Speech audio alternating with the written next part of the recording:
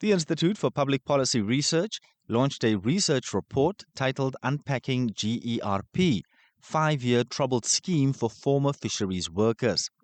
Research associate at the IPPR, Frederico Links, acknowledged the efforts of government to address the plight of the fishermen. 2,500 fishermen and fisheries workers have been absorbed or assisted via the GERP scheme by government.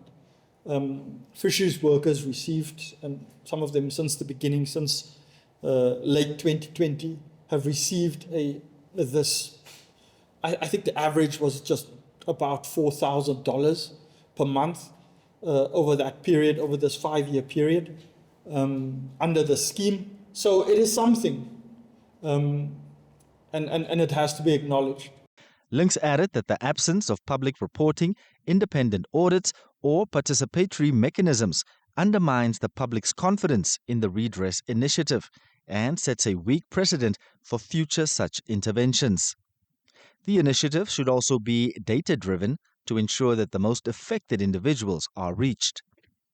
Build resilience, not just fill gaps. As I said, the feeling amongst the fishermen, the former fishermen, former fisheries workers, is that it's a gap stopper. It's not a substantive scheme that gets them back on their feet. Employment schemes must be linked to skills development. People want the skills development. They want psychosocial support. And they want sustainable livelihoods. A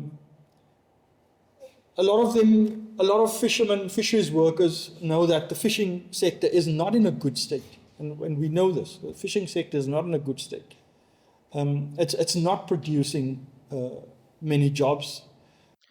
Representatives for fishermen's associations also shared their thoughts on the redress program. This program is that the government came up with this program to only give quotas so that we can be paid. Why do we need these companies that you are allocating the quota to? We are having our own registered association, so why can't we give the quotas to ourselves, then we pay ourselves? Now, the tension have risen. The tension have risen. Workers start to understand value for the quotas. Workers are demanding to say that it's time. We need to come to the table. There will be no quotas allocation before the workers have signed agreements with the employers. And that is our stand as workers. The IPPR recommended that the program look at addressing the structural damage caused by fish rot and not just focus on the fishermen who lost their jobs during the 2015 strike.